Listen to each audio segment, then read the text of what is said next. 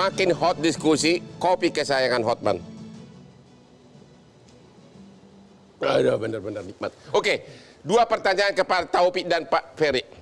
Pak Taufik, ya.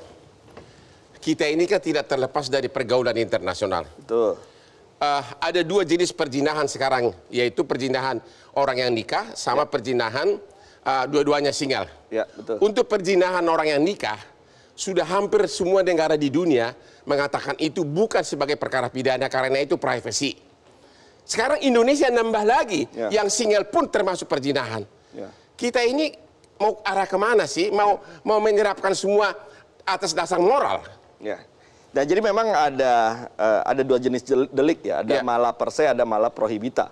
Mala per se itu adalah delik-delik atau perbuatan yang memang pada dasarnya dia sudah menjadi pidana, mencuri, membunuh, menyakiti orang dan seterusnya. Sementara mala prohibita adalah perbuatan yang sebenarnya secara umum bisa dikatakan dia bukan pidana, tapi melalui satu keputusan bersama, satu kebijakan politik negara dijadikan pidana. Nah, ini memang harus diakui ya, perzinahan dengan perluasan bahwa orang yang di luar terikat perkawinan itu dijadikan delik, itu adalah mala prohibita. Itu yang pertama. Yang kedua, tetapi kemudian kita juga menyadari bahwa jangan sampai kita kebablasan ya sampai masuk ke ranah privat. Karena itulah pembatasannya adalah ini aduan hanya bisa ini menjadi kriminal hanya apabila ada aduan dari orang tua dan anak gitu. Pertanyaannya, kenapa diperluas? Karena kenyataannya tidak pernah ada kasus yang viral anak melaporkan orang tuanya karena hubungan intim. Artinya bukan karena kebutuhan masyarakat.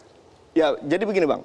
Ini kan juga hasil masukan-masukan dari masyarakat. Jadi kalau di tim perumus, kalau kita kan di DPR kan kita menanggapi. Tapi menurut tim perumus, mereka mendapatkan masukan dari berbagai segi, berbagai pihak, berbagai kepentingan. Harus diakui bahwa masukan yang juga masuk ke dalam tim perumus adalah masukan yang menginginkan agar perzinahan diperluas ini masuk jadi delik. Bahkan permintaannya adalah ya ini juga melibatkan masyarakat. Dulu Bang, sebelum kita melakukan perubahan ya terhadap pasal ini, tadinya ada ayat yang mengatakan bahwa kepala desa juga bisa membuat pengaduan. Untung kemudian kita ubah. Waktu itu saya juga protes. Ini bahaya nih kalau misalnya ada kepala desa. Akhirnya diubah. Nah, oleh karena itulah dengan konsep yang sekarang ini bahwa hanya orang tua ataupun anak yang bisa mengadukan. Tadi dikatakan oleh Ahmed, ini sulit untuk diterapkan juga. Kebutuhan apa yang mendesak sehingga pasal itu dipaksakan itu loh? Ya kebutuhannya memang ini adalah desakan dari publik. Ya, desakan dari sebagian kelompok. Atau publik? Enggak, sebagian dari kelompok. Kenyataannya memang ada masukan seperti itu. Oke, ada dua masukan seperti itu. Ada bahasa sinis begini. Ya, Bang. Hati-hati DPR. Emang DPR bisa dijamin bersih. Jangan sampai undang-undang ini nanti misalnya Bapak yang kena punya si cantik di luar. Benar itu gimana tuh? Karena itu kan kita harus mengontrol diri akhirnya. Tapi begini Bang. Bisa kontrol diri, tapi yang lain gimana anggota DPR? Tapi yang jelas begini. Ya, sudah ada rumusan pasal ini dan sudah kita jelaskan bahwa ini sangat terbatas. Tadi sudah dikatakan oleh Arbet bahwa jikapun orang tua atau anak melaporkan perbuatan ini, maka ya orang tua atau anak itu pun juga melaporkan anggota keluarganya. Jadi bukan hanya satu pihak saja. Nah, oleh karena itulah maka ini tidak mudah untuk diimplementasikan. Ya. Tetapi juga yang paling penting publiknya juga tidak boleh turut campur dalam hal ini. Itu yang paling penting. Pak Ferry, apa urgensinya sehingga hubungan intim harus dipidanakan oleh anggota keluarganya? Pertama, saya bukan pakar perzinahan ya Bang. Jadi saya akan jawab dari segi keilmuan saya politik. Logika hukum. Ya. Kalau tadi Abang bertanya ke Prof. Jamin Ginting, ke Prof. JG, norma apa yang dilanggar? Norma agama, norma sosial, norma hukum? Saya jawab, ini normanya DPR dan pemerintah yang berundang-undang. Karena DPR dan pemerintah tidak pernah berzina, Bang. Hah? Mereka ini bersih semua orang-orang. Siapa? DPR dan pemerintah ini orang-orang baik semua, tidak pernah berzina, jadi tidak akan kena pasal. Lo nggak salah ngomong tuh. Dengar dulu. Jadi oleh karena itu nilai moralitas mereka yang baik-baik di DPR dan pemerintah inilah yang mau dipaksakan ke masyarakat. Padahal, padahal norma itu harusnya membesut dari masyarakat. Masyarakat yang menginginkan ditampung aspirasi ini sama sekali tidak. Jadi saya agak khawatir ya karena orang di DPR dan pemerintah itu baik-baik betul, padahal undang-undang ini akan berdampak ke masyarakat.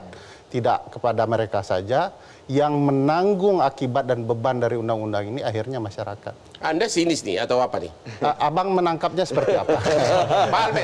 Pak Albert, Anda pengacara kan? Oke. Apa urgensinya? Jadi begini Bang, selain nilai-nilai perkawinan, tadi saya sudah sampaikan bahwa ada nilai-nilai adat Bang. Kalau kita lihat nih Bang, dari tahun 60-an sampai sekarang Bang, putusan pengadilan negeri yang menerima perkara adat Bang, contoh ya Bang, di Bali Bang, ada delik adat yang namanya Lokike Sanggraha Bang. Ketika seorang pria itu menjanjikan iming-iming dan pada akhirnya menghamili wanita di sana, itu ada semacam keseimbangan atau kosmis yang dirusak Bang. Artinya di sana juga keluarganya akan menjadi marah kan tentunya. Itulah salah satu, waktu saya bicara dengan salah satu pembuat undang-undang ini, katanya tujuannya untuk melindungi wanita yang hamil. Betul. Pertanyaan, kenapa nggak langsung aja bikin undang-undang, barang siapa menjanjikan nikah atau menghamili wanita, maka dihukum penipuan seperti yang dilakukan oleh Hakim Agung Bismar Siregar dulu di Pengadilan. Kenapa nggak pasal itu aja? Kenapa dipukul rata kepada hubungan intim untuk siapapun yang masih single bisa kena? Begini Bang, menyusun KUHP di negeri multi etnis, multi religi, multi culture itu nggak mudah Bang. Setiap adatnya beda-beda Bang. Jangankan nggak harus hamil, kadang-kadang ketika ada suatu noda di antara itu ya, mestinya terjadi di suatu masyarakat, masyarakat akan bereaksi Bang, dan cenderung akan memilih tindakan main hakim sendiri. Nah, oleh karena itulah di sini ada keseimbangan Bang antara penghormatan terhadap nilai-nilai perkawinan dan juga ruang privat masyarakat. Maka tadi setuju apa yang disampaikan Bang Jamin, hukum pidana itu berhenti seketika di pintu kamar kalau tidak ada pengaduan. Ini nggak berhenti, ini masuk mah. Tapi anaknya yang masuk. Iya, karena gini. Bang, betul sekali. Perlu ditimbang juga adat mana dari ratusan adat yang hidup di Indonesia. Jangan-jangan belum ditanya semua itu. Dan perlu diingat tadi beberapa ulasan Albert menarik. Misalnya kami melakukan penelitian dari tahun 96, waktu Albert masih SD. Gitu ya. Lalu tahun 60-an gitu ya. Saya pikir ini betul-betul penelitian yang valid tetapi tidak meliputi kepentingan orang banyak. Karena Albert sudah waktu SD itu sudah sangat layak untuk meneliti hukum pidana ini, Bang. He's born as a lawyer kan gitu ya. Tadi Albert bilang kami melakukan penelitian dari tahun 96. Bukan gitu 96. Contoh putusan itu ada di perkara sebelumnya. 96. Ya gimana Pak Jamin? Jadi begini, pasal ini mungkin sebagai salah satu item kalau sudah dikasih nomor nantinya jadi item untuk judicial review bagi banyak para lawyer mungkin senang ya, tapi para orang tertentu yang merasa kredibilitasnya dan eksistensinya di Indonesia ini terganggu. Karena kita, hukum ini berlaku di teritorial, berlaku buat penduduk Indonesia. Sedangkan penduduk Indonesia itu bukan hanya warga negara Indonesia. Termasuk asing. Termasuk warga negara asing. Karena berlaku di teritorial Indonesia, maka kita harus melihat ini sebagai suatu hal yang harus kita hati-hati. Ya, Anda setuju nggak bahwa yang paling merugikan Indonesia adalah persepsi dan paranoid asing? Ya, belum tentu memang kena karena memang delik aduan, tapi udah keburu persepsinya rusak. Jadi begini Bang, perkembangan kehidupan manusia ini, manusia modern lah pada umumnya, mereka agak menyampingkan masalah-masalah yang sifatnya hubungan pribadi masing-masing. Karena itu urusan pribadi mereka. Mereka akan tersinggung kalau kita ngurusin pribadi mereka. Termasuk urusan cinta, percintaan, dan suka sama suka. Nah itu sudah bergeser. Mereka normanya mereka adalah, kamu punya kewenangan, saya nggak mau ganggu kamu jangan ganggu saya. Jadi Anda berpendapat, berbeda dengan kata-kata Pak Taufik maupun Pak Albert, ini sebenarnya bukanlah kebutuhan masyarakat modern. Konteksnya itu jangan mengganggu ketertiban umum.